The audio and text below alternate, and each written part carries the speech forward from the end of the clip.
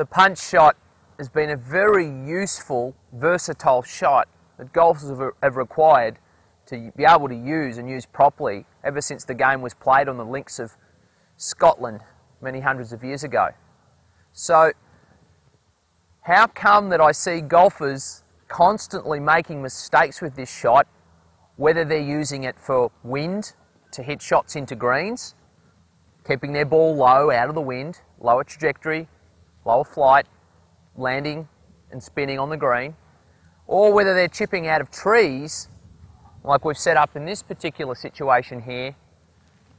Do they have problems with hitting the limb of the tree, or chunking the ball, hitting the ground too much, or at topping the ball, or hitting it too far, hitting it not only onto their fairway but then across onto the next fairway? So we're going to talk today about some of the solutions to these problems with punch shots and some of the factors in your technique that you'll need to be able to employ to be able to master this truly useful shot in golf. So what I tend to see, firstly, if we define what a punch shot is a short swing with a thrust from my shoulder and my right arm downward on the directed plane that we're hitting the ball on. What a lot of golfers subsequently do is they don't make a short downward thrusting swing, they make their normal backswing. Sort of one-dimensionally thinking it's just like another shot. They make their normal full backswing, which has quite a lot of horizontal turn, which is very useful for a full shot. But remember, we're hitting a short downward thrusting shot that requires a lot more vertical than it does horizontal. Also, to help us do this, we need to make our swing considerably shorter. So, how do we check our backswings in the right spot?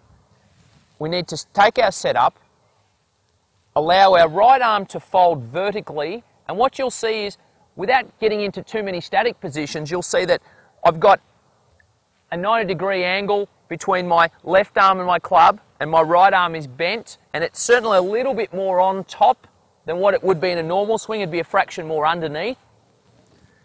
This right arm then, as I swing down, will be positioned directly behind the sweet spot of the golf club in a downward fashion as I turn my upper body down and through the ball, keeping the force in my knees and pushing against the ground to keep a very, very stable lower body.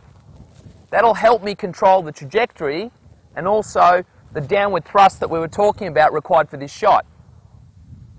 Okay, so what club do we then need to use? Well, we need to take probably not a 3-iron, although it might be useful if you want to hit it really low, but probably a 5-iron, because remember, a 5-iron has a little bit of loft, but enough loft that we have this downward strike which will sort of nullify it and make it into a 3-iron.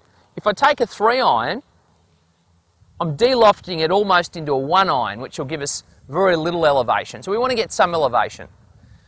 What we then need to also do, however, is grip down on the club appropriately, almost to the steel, depending on the height you want your ball to come out at and what situation you're using this for, if it's for under a tree or for more into a green, to shorten the club, because we are swinging more vertically up and down, so therefore we do need to have a shorter golf club for this up and down two-dimensional swing.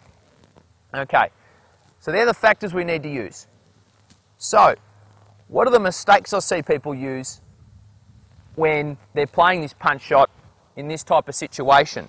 Well, here we are. We've got the full backswing type of punch shot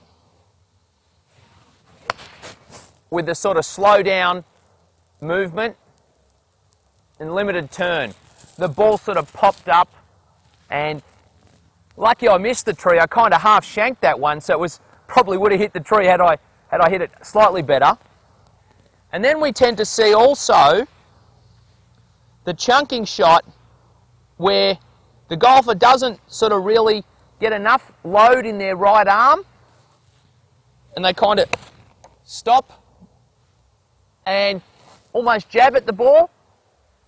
As you can see, my club's dug in and that ball sort of popped straight up into the tree.